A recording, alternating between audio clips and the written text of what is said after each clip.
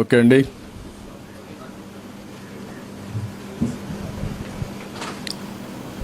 అందరికీ నమస్కారాలు.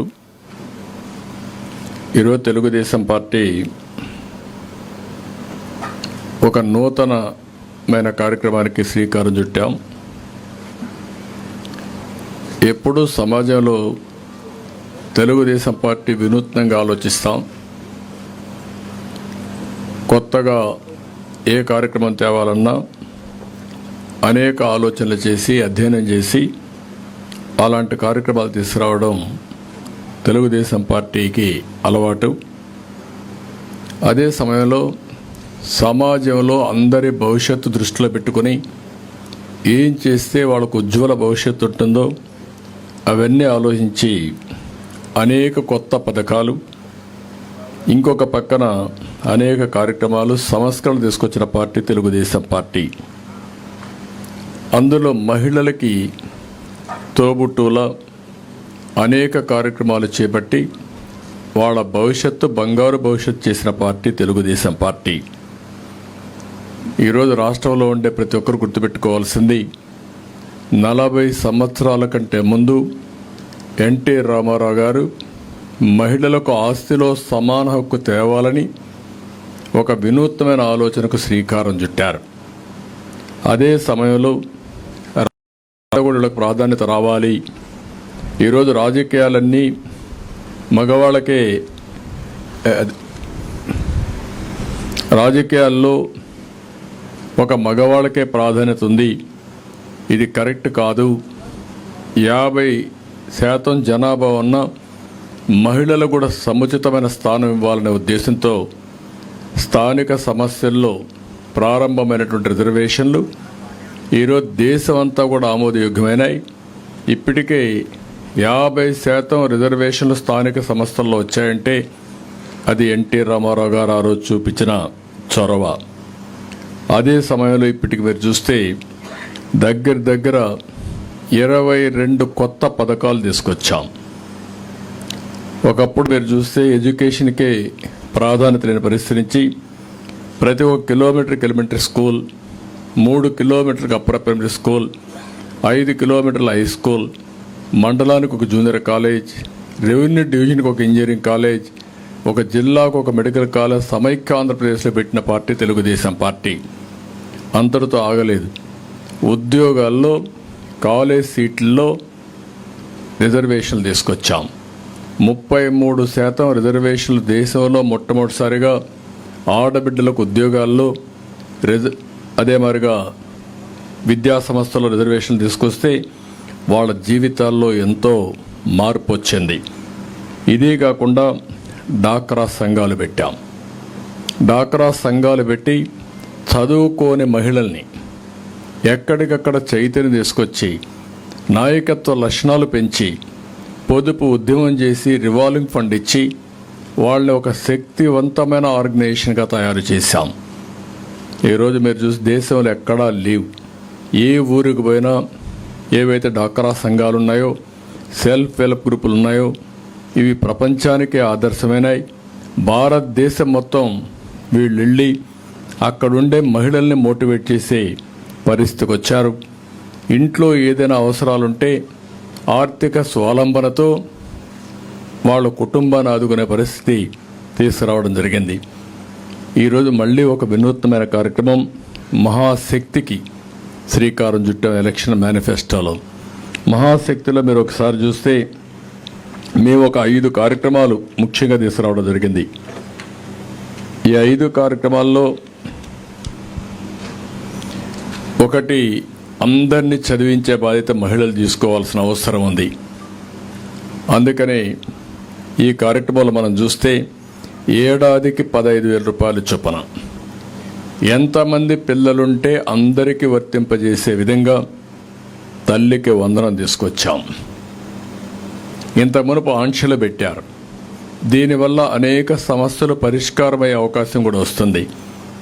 అంటే ఒక కుటుంబంలో 2-3 పిల్లలుంటే మగ పిల్లల్ని చదివించడం, ఆడపిల్లల్ని పెళ్లిళ్ళు చేసి బాధ్యత తప్పించుకోవడం ఇలాంటి జరిగే సమయంలో ఇంట్లో ఎంతమంది ఉంటే అంతమందిని చదివించే అవకాశం వస్తుంది. దీనివల్ల ఆడపిల్లలకు ఈ గౌరవం దక్కుతుంది, వెసులుబాటు వస్తుంది. అదే సమయంలో నేనే ఆ రోజు దీపం కార్యక్రమం తీసుకొచ్చాను.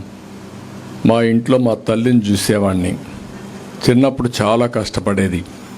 అలాంటి సమయంలో నేను ముఖ్యమంత్రిగా సమైక్య ఆంధ్రప్రదేశ్ ఉన్నప్పుడే ఇంటింటికి వంట గ్యాస్ ఇవ్వాలని ఉచితంగా గ్యాస్ సిలిండర్ని నేను ఆ రోజు శాంక్షన్ చేసి ఇంటింటికి ఇచ్చాను.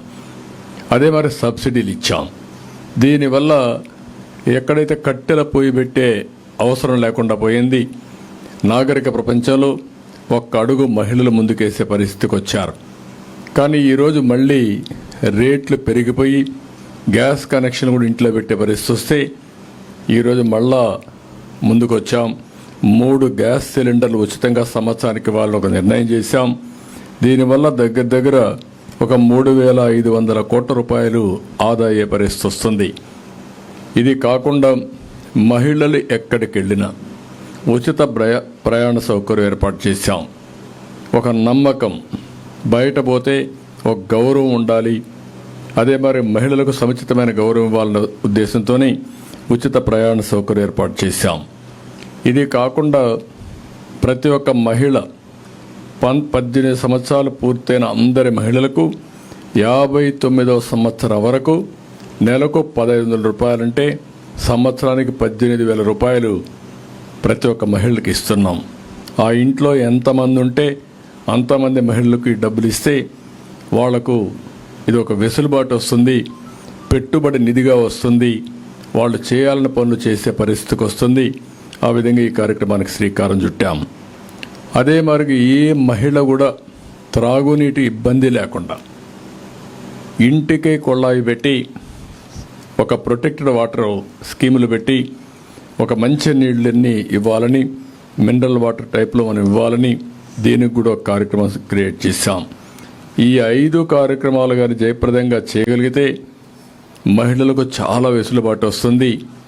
మళ్ళీ ఆ కుటుంబాన్ని పైకి తీసుకురావడానికి వాళ్ళు ఆలోచించే శక్తిని ఇస్తుంది, పుష్టిని ఇస్తుంది, వాళ్ళు ముందుకు పోయే అవకాశం వస్తుంది. అదే సమయంలో ఈరోజు మళ్ళీ నేను ఒక కార్యక్రమానికి శ్రీకారం చుట్టాను. మీ కలలకు రెక్కలు. ఈ కార్యక్రమం ఒక వినూత్నమైన కార్యక్రమం. కలలకు రెక్కలు అన్నప్పుడు నేను ఎప్పుడో చెప్పాను, dare to dream, strive to achieve. అదే అబ్దుల్ కలాం గారు ధైర్యంగా కలలు కనండి, దాన్ని సాధికారం కోసం కృషి చేయమని దేశమంతా తిరిగి చెప్పారు. ఈరోజు నేను ప్రత్యేకంగా మహిళా శక్తిని గుర్తించి, మహిళలకు ఉండే అవకాశాలను గుర్తించి మహిళల కోసం ఒక ప్రత్యేకమైన కార్యక్రమం తీసుకొచ్చాం. ఇది మామూలుగా అందరూ కూడా ఇంటర్మీడియట్ చదువుకోవడం, అక్కడి నుంచి పెద్దల ప్రోత్సాహం లేకుండా పోవడం, నిధుల కొరత రావడం, ప్రభుత్వాలు కూడా ఉదాసీనంగా ఉండడం, అంటే వాళ్ళకు ఆలోచనలు ఉన్నాయి, ప్రపంచంలో రాణించే శక్తి ఉంది, ప్రపంచానికి సేవ చేసే నాలెడ్జ్ ఉంది, అదే మరి ఒక కళ కూడా ఉంది వాళ్ళందరికీ. కానీ ఆ కళలు సాధికారం కావాలంటే ఎక్కడికక్కడ ఆర్థిక ఇబ్బందులు, కుటుంబంలో నిరుత్సాహం, చదివించాలంటే ముందుకు రాకుండా పోయే పరిస్థితి వస్తూ ఉంది. అందుకే ఈ కార్యక్రమంలో మీరు చూస్తే మొత్తం ఎవరైతే ఆడపిల్లలు చదువుకోవాలనుకుంటారో గవర్నమెంట్ స్కూల్స్ కానీ గవర్నమెంట్ ఇచ్చే స్కాలర్షిప్లని తీసుకుంటూనే ఇంకా బాగా చదువుకోవాలి, లేకుంటే శిక్షణకి వెళ్ళాలి, స్కిల్ డెవలప్మెంట్కి వెళ్ళాలి, అదనంగా నాలెడ్జ్ నేర్చుకోవాలి అనుకునే ప్రతి ఒక్కరికి ఎంత డబ్బులైనా తీసుకొని చదువుకునే విధంగా తెలుగుదేశం పార్టీ ఒక కార్యక్రమాన్ని తీసుకొచ్చాం. దీనివల్ల వాళ్ళందరూ బ్యాంకు లోన్ తీసుకుని స్వేచ్ఛగా వాళ్ళు చదువుకునే అవకాశం వస్తుంది. ఏదో స్కాలర్షిప్లు అంటే ఒక 10 కోట్లు 20 కోట్లు ఇవ్వడం, మధ్యలో దాన్ని నిలిపేయడం, వీళ్ళు చదువుకు ఆపేసే పరిస్థితికి వస్తున్నారు. ప్రపంచంలో బ్రహ్మాండమైన అవకాశాలు ఉన్నాయి. నాకు ఒక విశ్వాసం కూడా ఉంది. 25 సంవత్సరాల కంటే ముందు ఇచ్చిన విజన్ ఈరోజు ప్రపంచం మొత్తం తెలుగు కమ్యూనిటీ హైయెస్ట్ పరికారం ఉంది. మీరు అమెరికాకు పోయినా, ఆస్ట్రేలియాకు పోయినా, ఆఫ్రికాకు పోయినా, ఎక్కడన్నా ఒక పాస్ట్ లొకాలిటీ ఉందంటే ఆ దేశంలో ఎక్కువ తలసరి ఆదాయం ఎవరికన్నా వస్తూ ఉందంటే అది భారతీయులు, అందులో అగ్రస్థానాన తెలుగు వాళ్ళు ఉన్నారు. ఇది గర్వకారణం. ఇందులో మళ్ళీ ఒకప్పుడు ఆడపిల్లలందరూ ఇంటికే పరిమితం అయ్యేవాళ్ళు, ఉద్యోగాలు చేసేవాళ్ళు కాదు. అంటే వీళ్ళు చదువుకోకుండా ఒక గృహిణిగా ఉండిపోయేవాళ్ళు. ఈరోజు మగవారితో సమానంగా ఆడపిల్లలు పనిచేసే పరిస్థితికి వచ్చారు. నేను చాలామందిని అనేక సందర్భాల్లో ఇంటర్వ్యూలు చేశాను, ఎంక్వైరీ చేశాను. భార్యాభర్త ఇద్దరు ఐటీ ప్రొఫెషనల్స్ అయితే ఎవరికి ఆదాయం ఎక్కువ వస్తుందంటే పోటీపడి సంపాదించే పరిస్థితికి వచ్చారు. ఒక విధంగా చెప్పాలంటే చాలామందిని చూసినప్పుడు మగపిల్లల కంటే ఆడపిల్లలకే ఎక్కువ ఆదాయం వస్తూ ఉంది. అంటే దీన్ని బట్టి మనం ఆలోచించుకోవాల్సింది, ఏ విషయంలో కూడా ఆడపిల్లలు తక్కువ కాదు. కానీ వాళ్ళకు మెరుగైన అవకాశాలు ఇవ్వడం, రైట్ టైంలో వాళ్ళని ప్రోత్సహించడం, వాళ్ళని ఎక్కడికక్కడగానే ఎంకరేజ్ చేయగలిగితే బ్రహ్మాండంగా విజయాలు సాధించే పరిస్థితికి వస్తారు. ఈ కార్యక్రమం కోసం ఎంత డబ్బులైనా ఆ డబ్బులంతా గవర్నమెంట్ గ్యారంటీ ఇస్తాం, వడ్డీ అంతా గవర్నమెంటే కడతాం. అది 5,000 కావచ్చు, 10,000 కావచ్చు, ఎంతైనా సరే కడతాం. ఎన్ని వేల కోట్లను ఖర్చు పెడతాం. ఆ పెట్టుబడి రాష్ట్ర భవిష్యత్తు కోసం పెట్టే పెట్టుబడి, ఆడబిడ్డల భవిష్యత్తు కోసం ఖర్చు పెట్టే పెట్టుబడి. ఈ పెట్టుబడి వల్ల ఒక ఆత్మవిశ్వాసం వస్తుంది. స్కిల్ డెవలప్మెంట్ కూడా సైమల్టేనియస్గా ఇప్పటి నుంచే ఈ హై స్కూల్లో ఉన్నప్పుడే పిల్లలు ఒక ప్లానింగ్ చేసుకునే అవకాశం వస్తుంది. నేను పెద్ద అయితే ఈరోజు మనం చూస్తున్నాం. ఒకప్పుడు నేను ఐటీ చదువుకోమంటే అందరూ నవ్వారు. ఐటీ ఏంటి అని మాట్లాడేది, అదేంటి, అది ఎక్కడుందని మాట్లాడారు. ఆ రోజు నేను ప్రపంచం అంతా తిరిగి చెప్పాను, ఐటీ వల్ల మీ జీవితాల్లో మార్పు వస్తుంది. మీ పిల్లలకి ఎంత భూమి ఇస్తారనేది ముఖ్యం కాదు, ఎంత డబ్బులు ఇస్తారనేది ముఖ్యం కాదు, ఎంత బాగా చదివిస్తారనేది చాలా ముఖ్యం. ఆ చదువు వాళ్ళని ప్రయోజకులు చేస్తుంది. మీరిచ్చే ఆస్తి కంటే 100,00,000 రెట్లు ఆస్తి సంపాదించే శక్తి, మేధోశక్తి విద్య వల్ల వస్తుందని చెప్పేవాడిని. దాంతో చాలామంది ఊర్లో నుంచి, పల్లెటూరులో నుంచి టౌన్కి వచ్చి అక్కడ పిల్లలను చదివించడం మొదలుపెట్టారు. ఆ పెట్టుబడి ఈరోజు బ్రహ్మాండంగా ఉపయోగపడి వీళ్ళు విదేశాలకు సెటిల్ అయ్యి అక్కడ డబ్బులు సంపాదించి ఆ డబ్బులు ఖర్చు పెట్టి ఇంట్లో ఇల్లంతా, ఊర్లో ఇల్లు కట్టడం, పేరెంట్స్కి ఒక కారు తీసేయడం, వాళ్ళు కూడా హాలిడేస్ రావడం, ఇంట్లో వాళ్ళతో గడపడం, ఇలాంటివన్నీ జరిగే పరిస్థితి వచ్చింది. ఒక విధంగా చాలామంది నన్ను విమర్శిస్తూ ఉంటారు, మీ వల్ల తెలుగుదేశం పార్టీ ఓట్లన్నీ కూడా విదేశాలకు వెళ్ళిపోయినాయి, దీనివల్ల నష్టపోయారని. నేను నష్టపోయాను, కానీ జాతి బాగుపడింది. అదే నా సంకల్పం. అందుకనే ఈరోజు నేను చేసే పని ఆడబిడ్డల వెలుగు కోసరం, ఒక భవిష్యత్తు కోసరం. భవిష్యత్తులో ఎక్కడ పోయినా ఒకప్పుడు మీరు చూస్తే నేను ఆ రోజు చదువుకోమంటే కూడా, చదివించమంటే కూడా తల్లిదండ్రులు చదివించేవాళ్ళు కాదు. వరకట్నం, ఆడపిల్లల పెళ్ళిళ్ళు చేయాలంటేనే అది ఒక సమస్యగా తయారయ్యేది. అలాంటిది ఈరోజు వరకట్నం రివర్స్ ఇచ్చే పరిస్థితికి వచ్చారు. ఆడపిల్లల్ని కట్నం అడిగే పరిస్థితులు లేరు. ఏ తల్లి అయినా సరే, ఏ తండ్రి అయినా సరే, నేను అడుగుతున్నా, ఒకే క్వశ్చన్ అడుగుతున్నా, ఆడబిడ్డల పరిస్థితి 25 సంవత్సరాల కంటే ముందు ఎట్లుంది, ఈరోజు ఎట్లుంది, మీ గుండె మీద చేసుకొని చెప్పమని కోరుతున్నా. ఏ ఆడబిడ్డ అయినా, ఐటీ చదువుకున్న ఆడబిడ్డ కానీ, బాగా చదువుకున్న ఆడబిడ్డ ఉంటే కట్నాలు అడిగే పరిస్థితి ఉందని అడుగుతున్నా. ఒకప్పుడు మగపిల్లలు ఆడపిల్లల్ని సెలెక్ట్ చేసుకునే పరిస్థితి నచ్చితే, ఈరోజు ఆ పరిస్థితి లేదు. పెళ్లి చూపులని ఇవన్నీ పెట్టి ఇప్పుడు ఆ పరిస్థితి లేకుండా పోయింది. ఆడబిడ్డ మగవాడిని నచ్చితేనే చేసుకునే పరిస్థితికి వచ్చింది. అంటే ఎంత వ్యత్యాసం వచ్చిందో మీరు గుర్తుపెట్టుకోవాల్సిన అవసరం ఉంది. సమాజంలో ఎప్పుడు కూడా ఆడపిల్లలు కానీ మగపిల్లలు కానీ సమానంగా చూడడం, సమాన హోదా ఇవ్వడం, భవిష్యత్తు కూడా ఇద్దరికి సమానంగా కల్పించడం, తద్వారా మనం దేశ అభివృద్ధికి దోహదం చేసిన అవుతాం. దీనివల్ల ఎకానమీలో మెరుగైన ఫలితాలు వస్తాయి. సంపద సృష్టించే వ్యక్తి, సంపద సృష్టించే శక్తి మహిళలకు ఎక్కువ ఉంది, మగవాళ్ళకు ఉంది. ఇద్దరూ కలిసి పనిచేస్తే ఆ కుటుంబానికి శ్రీరామ రక్ష, అది దేశానికి పెద్ద సంపద. ఈరోజు ఒకే విషయం మనం గుర్తుపెట్టుకోవాలి, ప్రపంచంలో రాబోయే 20 సంవత్సరాలు నేను అది కూడా చెప్తాను. ముందు ఈ కాన్సెప్ట్లో మీకు ఏదైనా డౌట్ ఉంటే చెప్పండి. ఈ కాన్సెప్ట్ చెప్పిన తర్వాత మిగిలిన విషయాలు నేను మాట్లాడతాను. మీకు ఎవరికైనా ఏమండి ఉన్నాయి కదా, స్టేట్ రీఎంబర్స్మెంట్ ఇచ్చేది డిగ్రీ వరకు ఇచ్చి వదిలేస్తున్నాం, లేదంటే పీజీ వరకు వాళ్ళకు నచ్చిన కోర్సులకి ఇస్తున్నాం. ఎండీలకు పోవాలన్నా విదేశాలకు పోవాలన్నా ఎక్కడ డబ్బులు లేవు. వీళ్ళ టాలెంట్ ఎలిమెంటరీ స్కూల్కో హై స్కూల్కో పరిమితం చేయడం కరెక్ట్ కాదు.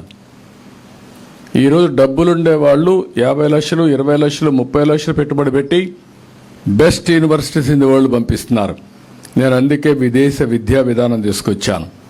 ఆ విదేశ విద్య కూడా కొంతమందికే పరిమితం అవుతుంది.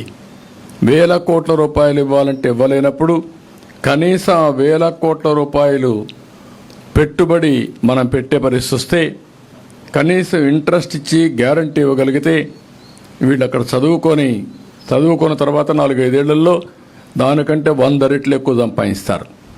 100 రెట్లు ఎక్కువ సంపాదిస్తే ఈ 4-5 లక్షలు 20 లక్షలు 10 లక్షలు కట్టడం పెద్ద కష్టం కాదు. ఒక స్టార్టప్ కంపెనీ, ఒక ఆలోచన, ఒక ఇన్నోవేషన్ వస్తే దాంతో ఎక్కడికో ఊహించిన ఫలితాలు వస్తున్నాయి. ఈరోజు ప్రారంభంలోనే మంచి యూనివర్సిటీలు మీరు చదువుకుంటా ఉంటే ప్లేస్మెంట్ వచ్చి ఆటోమేటిక్గా మిమ్మల్ని ఫైనల్ ఇయర్ అవుతారు రమ్మని చెప్పి ప్లేస్మెంట్ ఆర్డర్ ఇస్తున్నారు. ఇప్పుడు ఫర్ యానం ఎంత ప్యాకేజ్ ఇచ్చే పరిస్థితికి వచ్చేసారు.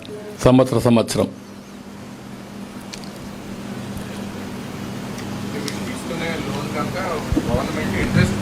ఇంట్రెస్ట్ పే చేస్తుంది, గ్యారంటీ ఇస్తాం, వాళ్ళు ఉద్యోగాలు వచ్చిన తర్వాత రీపే చేసుకుంటారు.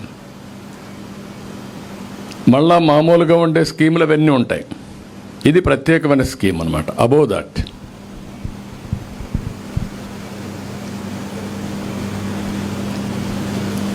మీరేమన్నా మాట్లాడతారమ్మా ఈ స్కీమ్ గురించి?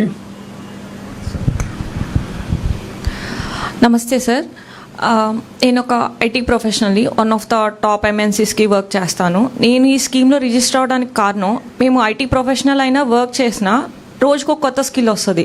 We have to enhance our skills. So ఆ స్కిల్స్ ఎన్హాన్స్ చేయడానికి ఇంటర్నల్ సర్టిఫికేషన్స్ కొన్ని కంపెనీ ప్రొవైడ్ చేస్తుంది, కొన్ని ఎక్స్టర్నల్ సర్టిఫికేషన్స్ ఉంటాయి. అవి కొంచెం ఎక్కువ కాస్టే ఉంటాయి, మోర్ దాన్ 1 lakh 2 lakhs ఉంటాయి ఆ సర్టిఫికేషన్స్ కంప్లీట్ చేయడానికి. సో అవి కంపెనీ నుంచి ఫండ్స్ రావు. మాకు ఇలాంటి స్కీమ్స్ ఎలా ఉపయోగపడతాయి అంటే, లైక్ మా శాలరీలోంచి మనీ యూజ్ చేసి అంత పెట్టడం ఎందుకు అని ఒక్కొక్కసారి ఆగిపోతాం సార్ సర్టిఫికేషన్స్ చేయకుండా. బట్ ఈ స్కీమ్ ద్వారా మెల్లగా రీపే చేసుకోవచ్చు అండ్ వితౌట్ ఇంట్రెస్ట్ కాబట్టి మాకు చాలా బెనిఫిట్ ఉంటుంది. మా ప్రొఫెషనల్లో కూడా మేము ఇంకా పైకి వెళ్ళడానికి ఉపయోగపడుతుంది sir. Thank you so much sir ఇలాంటి ఆలోచనతో ముందుకు వచ్చినందుకు. ఇంకెవరన్నా మాట్లాడతారమ్మా మీరు? Anybody want to say anything? Girls.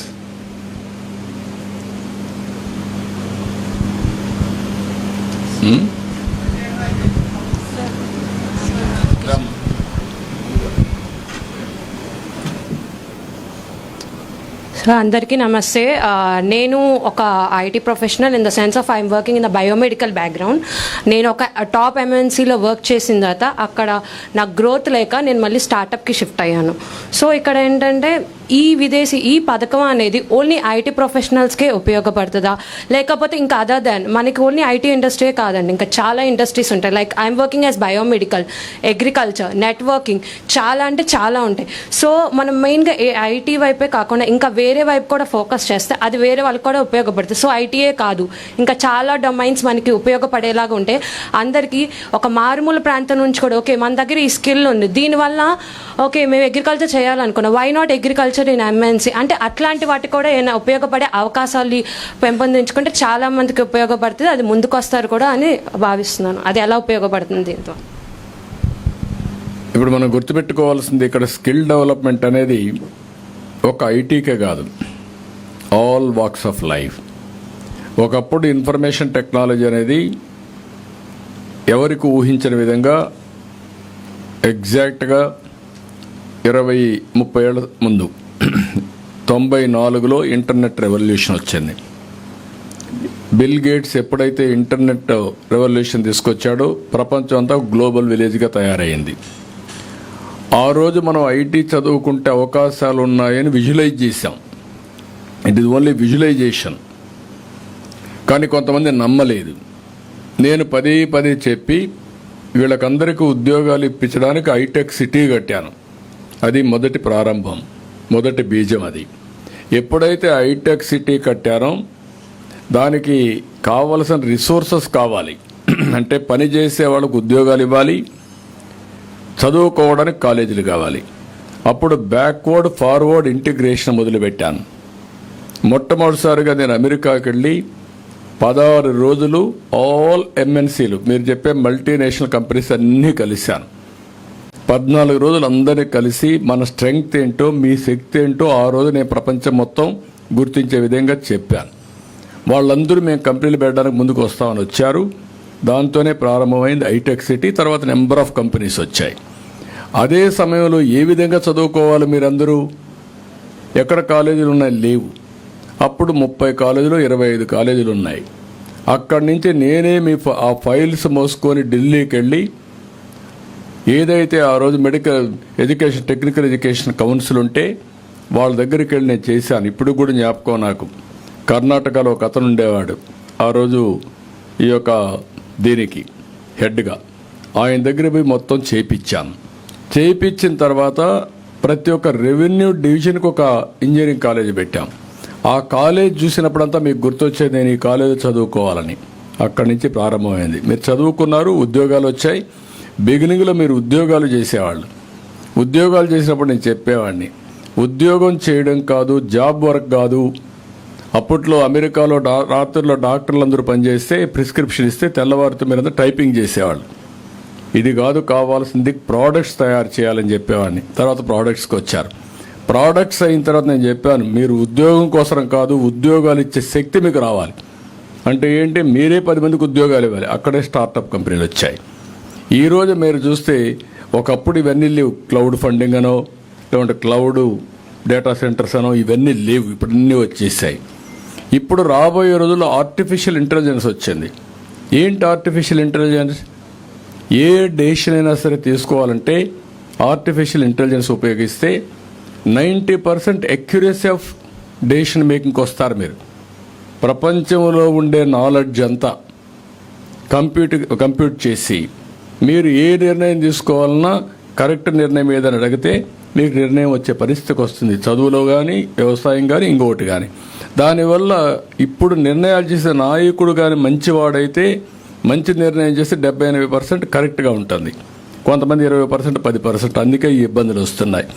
భవిష్యత్తులో నిర్ణయం చేయడం, ఏ నిర్ణయం మంచి నిర్ణయం నిర్ణయించుకోవడానికి 80-90% మీకు డెసిషన్ వచ్చేస్తుంది. అక్కడి నుంచి మీరు ఒక 5% మైండ్ అప్లై చేసి ఇది రైటా రాంగా జడ్జిమెంట్ తీసుకుంటే సక్సెస్ రేట్ పెరుగుతుంది. ఆ సందర్భంలో మీరు చూస్తే ప్రపంచమే మారబోతా ఉంది. సర్వీస్ సెక్టర్లో ఇండియన్స్, మన వాళ్ళు భారతీయులు ప్రపంచం అంతా వెళ్ళిపోయారు. ఇప్పుడు ఆ అమ్మాయి చెప్పినట్టు ఇది ఐటీకే పరిమితం కాదు. ఐటీ అనేది బ్యాక్ బోన్ అన్నాను. ఒక వ్యవసాయంలో పెను మార్పులు వస్తున్నాయి. ఒక డ్రోన్ వచ్చేసింది. డ్రోన్ వచ్చి ఇప్పుడు మనం అనవసరంగా పెస్టిసైడ్ కొడతానే ఉంటాం. అనవసరంగా కొట్టక్కర్లేదు. ఊరికి ఒకసారి డ్రోన్ పంపిస్తే ఏ పొలంలో ఎక్కడ తెగులుందో అది తీసుకొస్తుంది. అక్కడి నుంచి ఇంకో డ్రోన్ పంపిస్తే తెగులుండేది ఎక్కడనే కొట్టి తెగులు లేకుండా చేస్తుంది. అంటే పొలం అంతా కొడతా ఉంటాం, 4 సార్లు కొడతాం, అది కూడా తెలియకుండా కొడతా ఉంటాం. ఇంకా పరిస్థితి రాదు. ఇట్లా అగ్రికల్చర్లో కూడా ప్రెసిషన్ వస్తుంది, మోడర్నైజేషన్ వస్తుంది, ప్రొడక్టివిటీ పెరుగుతుంది, పర్ఫార్మెన్స్ ఇంప్రూవ్ అవుతుంది. ఈ విధంగా అగ్రికల్చర్ కావచ్చు, వెటనరీ కావచ్చు, లేకపోతే మీరు ఏదైనా తీసుకోండి, అన్నిట్లో కూడా పెను మార్పులు వస్తున్నాయి. అవన్నిటి కూడా మీ పిల్లలు ఎవరైతే ఉన్నారో మీ స్కిల్స్ కానీ కెపాసిటీస్ కానీ మీ నాలెడ్జ్ని పెంచుకోవడానికి పూర్తిగా సహకరిస్తాం. ఒక ఫీల్డ్కి పరిమితం కాదు ఇది. మీ నాలెడ్జ్ని పెంచుకోవడానికి, హైయర్ ఎడ్యుకేషన్కి, రెండో స్కిల్ డెవలప్మెంట్కి, కెపాసిటీ బిల్డింగ్కి ఏ కోర్సులు ఉంటాయి. ఒకప్పుడు ఎంబీఏ ఉండేది కాదు. అందరూ ఉన్నారు ఎంబీఏ అంటే ఏంటని. ఆ రోజు నేను ఐఎస్బి పెట్టాను. ఈరోజు ఐఎస్బి ఒక ప్రీమియర్ ఇన్స్టిట్యూట్ అయింది. మీరు చదువుకుంటారు, ఎట్లా మేనేజ్ చేయాలో నేర్చుకోవాల్సిన అవసరం ఉంది. దానికి స్పెషలైజేషన్, మార్కెటింగ్, ఆర్గనైజేషన్, కమ్యూనికేషన్, ఏదైనా కానీ దీన్ని చదువుకున్న తర్వాత మీకు మేనేజ్మెంట్ టెక్నిక్స్ వస్తే లీడర్షిప్ బ్యాండ్విడ్త్ పెరుగుతుంది. మీకు మీ ఆలోచన విధానం డిఫరెంట్గా ఉంటుంది. ఇంటర్పర్సనల్ రిలేషన్స్ ఇవి చాలా ఉన్నాయి, అవన్నీ ఇప్పుడు మాట్లాడ కరెక్ట్ కాదు. దిస్ ఇస్ వేర్ నేను మిమ్మల్ని కోరేది అంటే ఆడపిల్లల్ని మీకు స్కై ఈజ్ ది లిమిట్, మీ ఆలోచనకు రెస్ట్రిక్షన్స్ లేవు. అందుకే నేను అన్నాను కళలకు రెక్కలని. మీరు కళల కంటే మీకు రెక్కలు తోడి అవి సాధించడానికి మేము ఉపయోగపడతాం. అంటే మీ ఇంకొకటి కూడా ఉంది మన వాళ్ళల్లో, 10 రూపాయలు వచ్చిన తర్వాత స్వార్థం పెరుగుతుంది, కింది వాళ్ళని మళ్ళీ పైకి తీసుకురావాలని ఆలోచించారు. అట్లా కాకుండా కంటిన్యూగా ప్రతి ఒక్కరు ఆలోచించాల్సింది, మనం పైకి వస్తే మన వాళ్ళు పక్క ఊర్లోనే, మన ఊర్లోనే, మన బంధువులు, స్నేహితులు, మన ఊరస్తులో చాలామంది ఇంకా వెనుబడి ఉంటారు. వాళ్ళకు హెల్పింగ్ హ్యాండ్ మీరు ఇవ్వాలి. అది ఇవ్వగలిగితే it is a continuous process. ఒక ఊర్లో ఒక 100 మంది తెలుగు వాళ్ళు ఉంటే ఇంకొక 20 మందిని తీసుకపోతే ఆ అవకాశాలు పంచుకునే అవసరం వస్తుంది. ఇవి చాలా వరకు జరుగుతున్నాయి, ఇంకా మనం తీసుకెళ్దాం. మీకు కావాల్సింది ఒకప్పుడు ఆడబిడ్డ బయట రావాలంటే భయపడే పరిస్థితి నుంచి మీరు ఏ కంపెనీకి కావాలంటే ఆ కంపెనీకి పనిచేసే పరిస్థితి వచ్చారు. ఇప్పుడు ఒకప్పుడు నేను ఉన్నప్పుడు రాత్రిలో ఆడబిడ్డలు వచ్చేవాళ్ళు కదా పనిచేయడానికి హైదరాబాద్లో. అప్పుడు 3 షిఫ్ట్స్ ఉండేటివి. నేనే ఫస్ట్ టైం భారతదేశంలో 3 షిఫ్ట్లు పెట్టి ఆడపిల్లలకు ప్రొటెక్షన్ ఇచ్చి రావడానికి పోవడానికి ట్రాన్స్పోర్ట్లు ఇవన్నీ పెట్టి ఆ రోజు మేము ఇచ్చాం. దానివల్ల నైట్ షిఫ్ట్లో కూడా మీరు పనిచేసే పరిస్థితికి వచ్చారు. ఇప్పుడు ఏ కంపెనీకి పోయినా మగవాళ్ళ కంటే ఆడవాళ్ళే ఎక్కువ పనిచేసే పరిస్థితికి వచ్చారు. ఇదే ఒక ట్రాన్స్ఫర్మేషన్. ఇది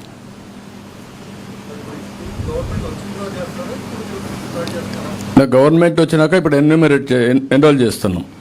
వస్తానే యాక్ట్ చేయడానికి ఇప్పటికే ఒక 12,000 మంది మొన్న మహిళా దినోత్సవ సందర్భంగా భువనేశ్వర్ గారు ఇనాగరేట్ చేశారు.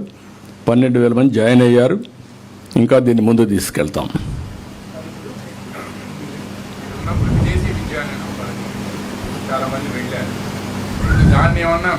అది కూడా తగ్గించాం. అవి కూడా ఉంటాయి, 2 ఉంటాయి. అవసరమైతే 2 మెర్జ్ చేయడమా ఏం చేయడం ఇంకొంచెం బెనిఫిట్ ఇస్తాం. అక్కడ లిమిటెడ్. ఇప్పుడు అక్కడ ఏంటంటే సెలక్షను, కోరికలు ఉండేవాళ్ళు ఒక 2-3 వస్తే మళ్ళీ పై రివ్యూలు అవన్నీ ఉంటాయి. ఇక్కడ అట్ట కాదు. ఎవరు చదువుకోవాలన్నా మీరు బ్యాంక్ దగ్గరికి వెళ్తే గవర్నమెంట్ కోఆర్డినేట్ చేసి ఎంత డబ్బులైనా ఏ కోర్సుకైనా మీకు ఇచ్చే బాధ్యత తీసుకుంటాం. అక్కడ లిమిటెడ్ యూనివర్సిటీస్ అన్నీ ఉంటాయి, ఇక్కడ అవన్నీ ఏమి ఉండవు. అందరూ చదువుకోవాలంటే చాలా డబ్బులు అవుతుంది ప్రపంచం అంతా వెళ్ళి. కానీ వాళ్ళు సంపాదించే డబ్బులు నాలెడ్జ్ వచ్చిన తర్వాత మల్టిప్లైర్ ఎఫెక్ట్లో ఉంటుంది. You cannot measure it. ఒక వ్యక్తి 10 ఏళ్లలో $1 బిలియన్ కంపెనీలు పెట్టేస్తున్నారంటే that is the power of knowledge, that is the power of education. Okay, then ఇది వదిలిపెట్టి ఇంక మాట్లాడతాను నేను. కూర్చోండమ్మా, మీరు మీ ముందర రాజకీయాలు మాట్లాడితే బాగలేదు.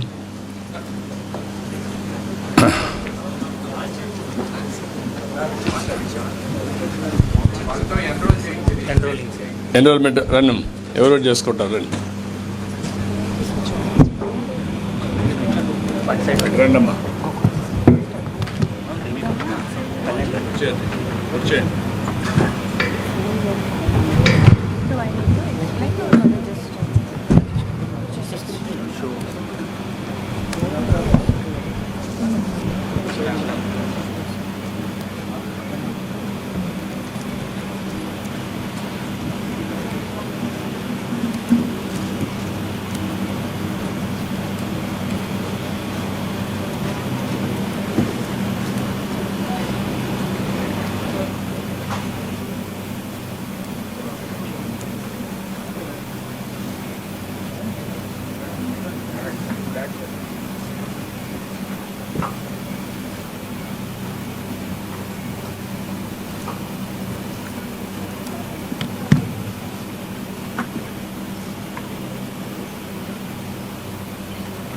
ఏమంటారు?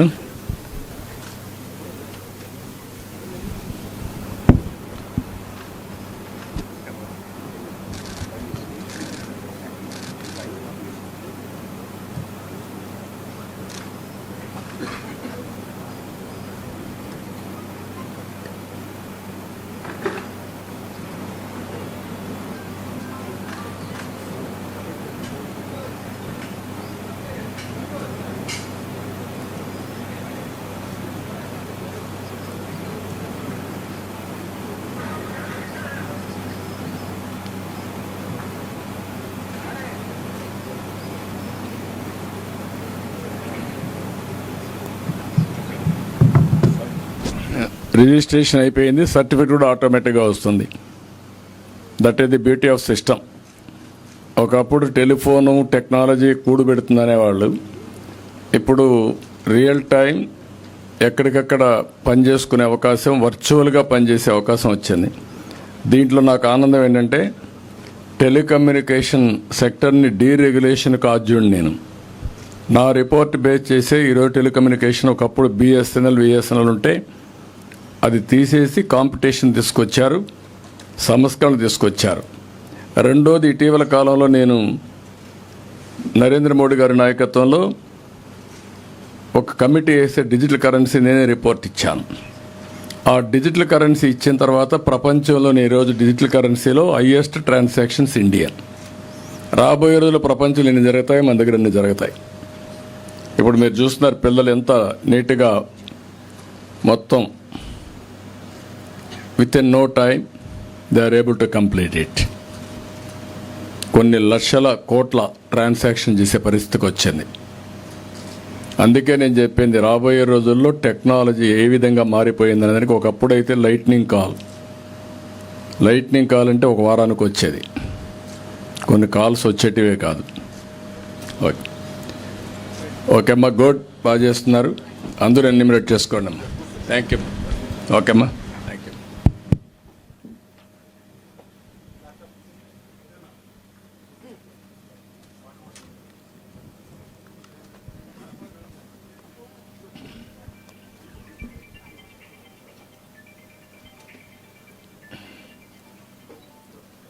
ఓకే,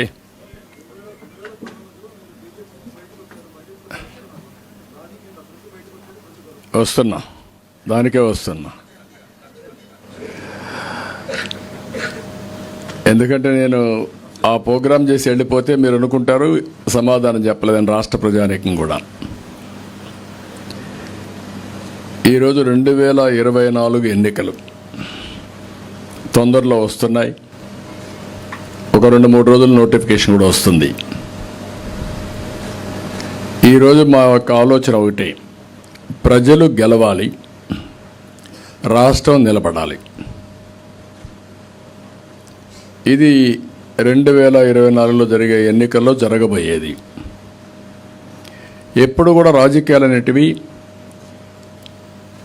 కోయలేషన్ పెట్టుకున్నా, లేకపోతే ఇండివిజువల్గా పోటీ చేసినా, ప్రజలకు మనం ఏమి మేలు చేస్తున్నాం, వాళ్ళ జీవితాలు ఏ విధంగా మారుస్తున్నాం,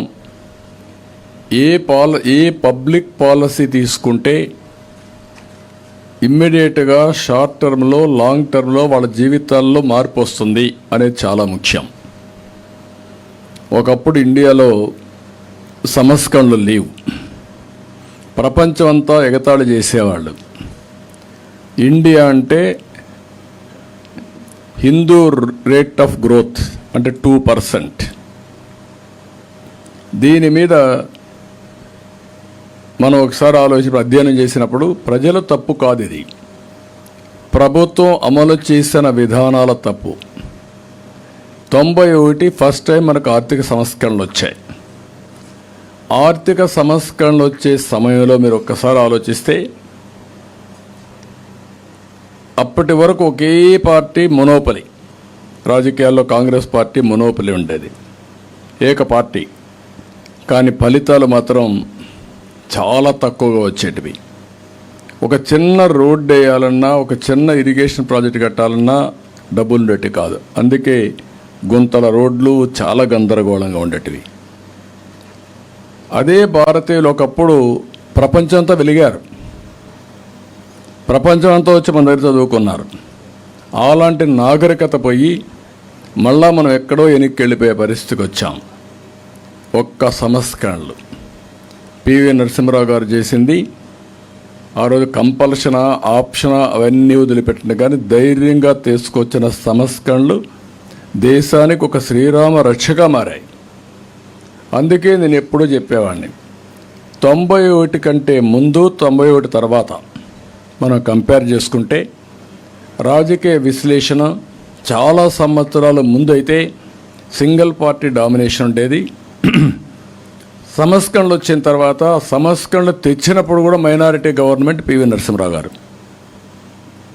ఆ తర్వాత కోయలేషన్ గవర్నమెంట్స్. భారతదేశం శక్తి ప్రపంచం అంతా గుర్తించిందంటే ఈ సంస్కరణల ఫలితాలే.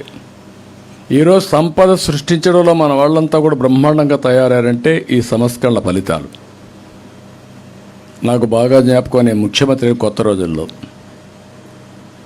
కరెంట్ ఎప్పుడు వస్తుందో కరెంట్ ఎప్పుడు పోతుందో తెలియదు. మా వాళ్ళు ఎంత ఇన్ఎఫిషియెంట్గా ఉండేవాళ్ళు అంటే అప్పుడు డిపార్ట్మెంట్ చాలా భయంకరంగా ఉండేటి. హైదరాబాద్లో విద్యుత్ సౌధ ఉంది, ఎలక్ట్రిసిటీ డిపార్ట్మెంట్. సమ్మర్ వస్తే నలుమూలల నుంచి రైతులు వచ్చి ధర్నాలు చేస్తూ ఉండేవాళ్ళు.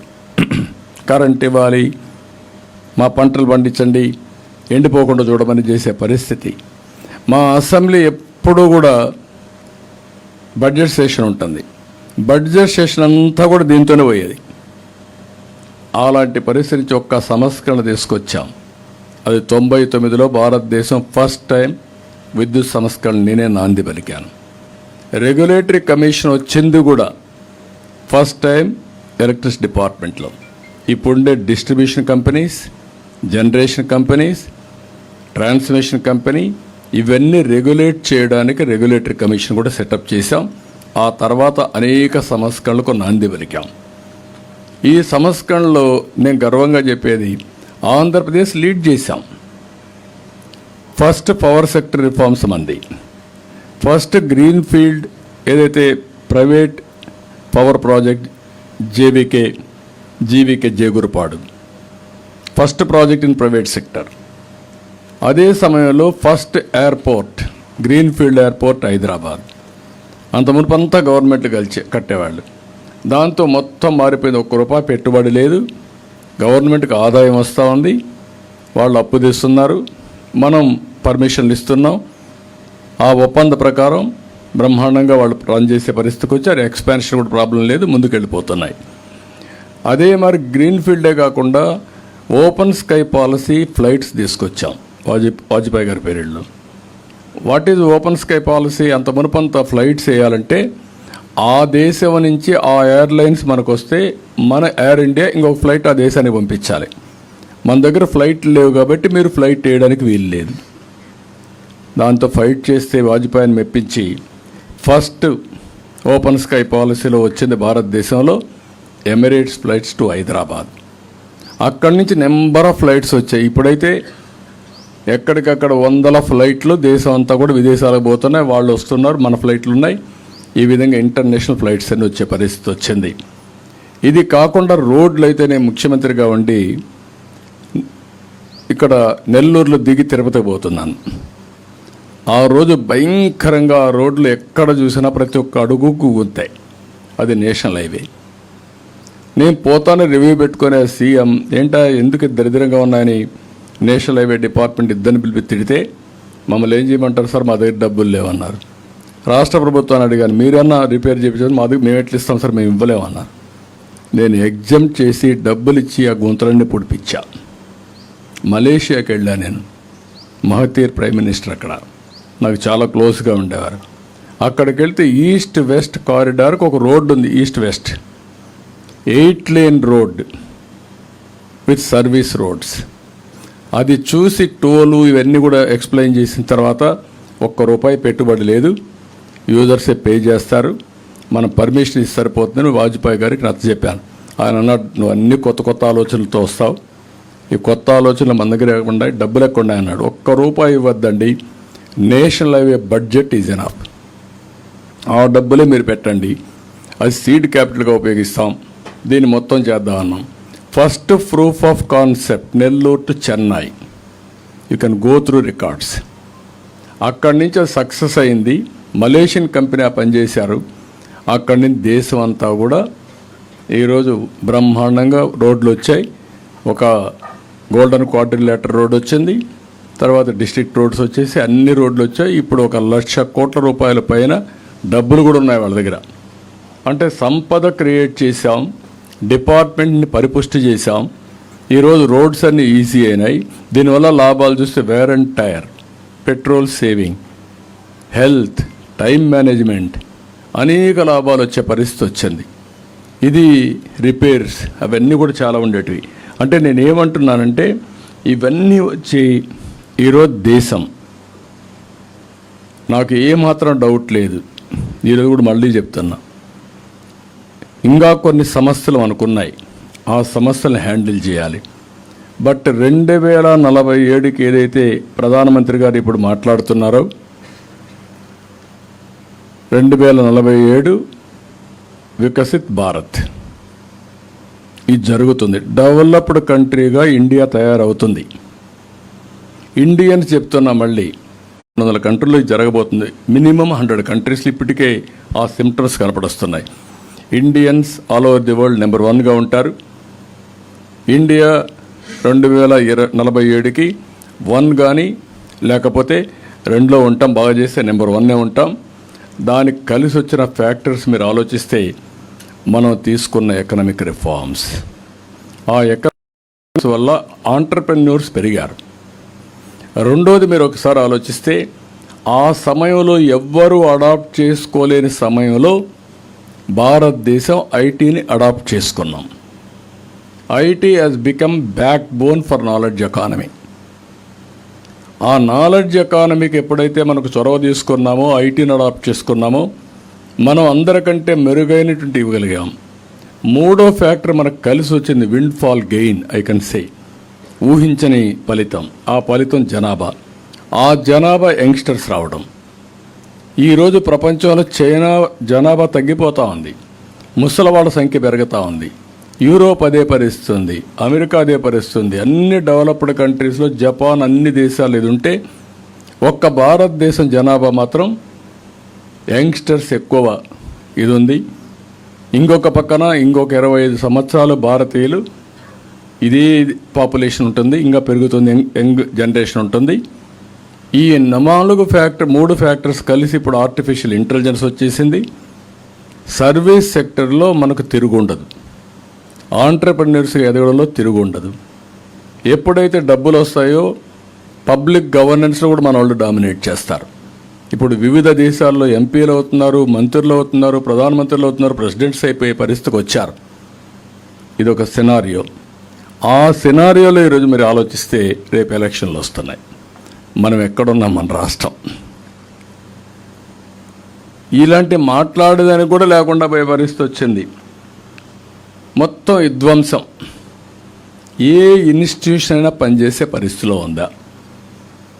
ఎడ్యుకేషన్, ఇంగ్లీష్ మీడియం అంటాడు. ఇంగ్లీష్ మీడియంకి ఎవరు వ్యతిరేకం కాదు. ఈరోజు అమెరికాకి వెళ్ళిన ప్రతి ఒక్కరూ ఇంగ్లీష్ మీడియం చదువుకొని అమెరికాకి వెళ్ళలేదు. తెలుగు మీడియంలో చదువుకొని 6వ తరగతి నుంచి ఇంగ్లీష్ చదువుకున్నాం. నేను కూడా 6వ తరగతి నుంచి చదువుకున్నాను. మాతృభాషలో మనం చదువుకున్నాం. దానివల్ల నాలెడ్జ్ని అక్వైర్ చేసే ప్రపంచం అంతా ఇది జరుగుతుంది. ఈరోజు యూరోప్ డెవలప్ అయింది. యూరోప్లో ఏ దేశానికి పోయినా మదర్ టంగే ఉంటుంది. అదే మరిగా చైనా, జపాన్ ఉంది. జపాన్ కూడా మదర్ టంగే ఉంటుంది. కనీసం వాళ్ళు మాట్లాడలేరు. నేను ఎన్నోసార్లు చెప్పాను, బ్రిటిష్ వాళ్ళు పోతూ పోతూ కోహినూర్ డైమండ్ తీసుకెళ్లారు, కానీ ఇంగ్లీష్ ఇక్కడ వదిలిపెట్టిపోయారు. వాళ్ళు దాన్ని తీసుకుపోలేకపోయారు. అందరిలో ఇంగ్లీష్ ఉంది కాబట్టి అది నేర్చుకున్నాం. ఆ నేర్చుకున్న ఇంగ్లీష్ ఇప్పుడు బ్రోకన్ ఇంగ్లీష్ అనే ఏదైనా కానీ మన వాళ్ళు ప్రపంచంలో ఎక్కడ బెర పనిచేసే పరిస్థితికి వచ్చారు. రెండోది, ఇండియన్స్కి చాలా చొరవ ఉంది. ఆ చొరవ మీరు చూస్తే వీళ్ళు ఐర్లాండ్లో బొమ్మన్నా, యూరోప్లో బొమ్మన్నా, ఎక్కడ బొమ్మన్నా సర్వైవ్ అయ్యే శక్తి వాళ్ళకు ఉంది. ఇండియన్స్ కడవాళ్ళకి ఎవరికి లేదు. మూడోది, నమ్మకం ఉంది ఇండియన్స్ పైన. చైనీస్ పైన నమ్మకం లేదు. కొన్ని దేశస్తులు పోరు, మన వాళ్ళకి చొరవ ఎక్కువ ఉంది. నేను చూశాను. ఈరోజు మీరు చూస్తే ఆడపిల్లలు ఎక్కడికి పోమన్నా పోయి తిరిగి వస్తారు. అదే మగవాళ్ళు కూడా జపాన్లో పోవాలంటే 10 మంది కలిసి రావాలి. Great development country, I admire that. కానీ వాళ్ళు ఆ విధంగా పెరిగారు. ఒక టౌన్కి వస్తే ఆ టౌన్లో వాళ్ళు 10 మంది రావడం, ఒక హోటల్ కట్టుకోవడం, వాళ్ళకి కావాల్సిన కమ్మోడ్లు, వాళ్ళకి కావాల్సిన భోజనం, వీటికి అలవాటు అయిపోయారు. మనం అట్ట కాదు. Most adaptable community in the world is only Indians. దాంట్లో most enterprising community is Telugu. అది హైదరాబాద్ కావచ్చు, తెలంగాణ కావచ్చు, లేకపోతే ఆంధ్ర కావచ్చు, ఇవన్నీ. దీంతో నేను ఏంటంటే ఈరోజు మన రాష్ట్రంలో ఉండే పరిస్థితి మీరు గుర్తుపెట్టుకోవాలి. రైతులు, యువత, ఉద్యోగస్తులు, కార్మికులు, మహిళలు, పేదవాళ్ళు ఒక్క సెక్షన్ కాదు, అన్ని సెక్షన్స్ నలిగిపోయారు. గ్లోబల్ అవకాశాలు అందిపుచ్చుకొని ఈరోజు హైదరాబాద్ పోతే మీరు ఎంత డైనమిజం ఉంటుంది. ఏంటి కారణం?